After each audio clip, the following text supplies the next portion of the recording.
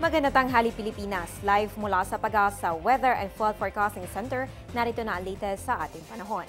Talaga namang mainit ang panahon ngayon dyan sa labas dahil po yan sa una, inaabot ang buong Luzon ng ridge of high pressure area at dahil naman sa easterlies ang umiiral na wind system sa ating bansa. Kaya ngayon minarapat po nating alamin kung gaano nga ba kainit ang aasahan natin temperatura ngayong araw. Narito po ang weather forecast ng Pag-asa. Simulan po natin sa Luzon, pinakamainit na dito sa Metro Manila na may 25 to 33 degrees Celsius at medyo malamig na po ang Baguio City na may 16 to 26 degrees Celsius.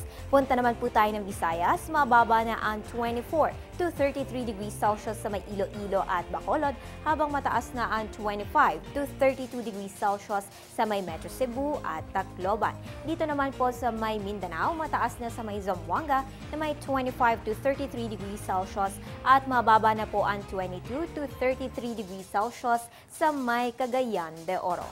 Magbabalik ang ating ulat panahon makalipas ang isang paalala. Teng, ang package. Ma'am, sabi ng Air 21 on the road na. Ano, Teng? Ang package.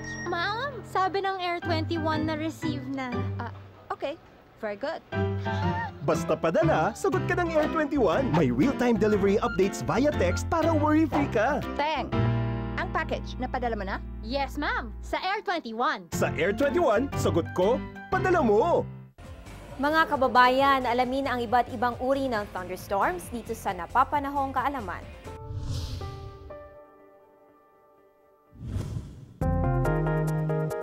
Ang thunderstorm na nagdadala ng pag-ulan, pagkidlat at pagkulog ay may tatlong kategorya.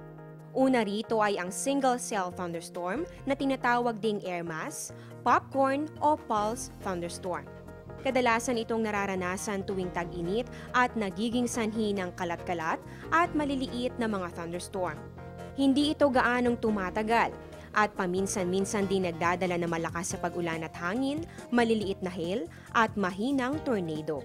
Sa multi-cell cluster thunderstorm naman, maraming mga cell sa atmosfera ang sabay-sabay na gumagalaw.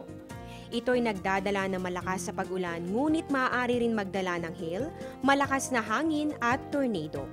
Ang multi-cell line o squall line naman ang thunderstorm na karaniwang itim na ulap na tinatakpan ang west horizon.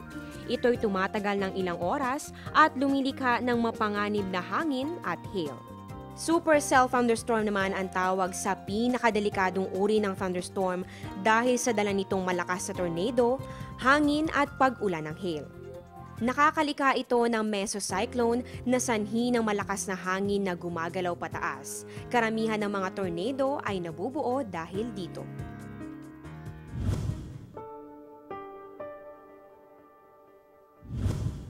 Ang programang ito ay hatid sa inyo ng Air 21.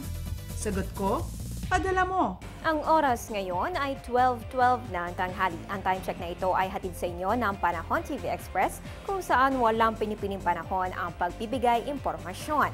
Ako po ang inyong weather girl April Enerio. Magandang tanghali.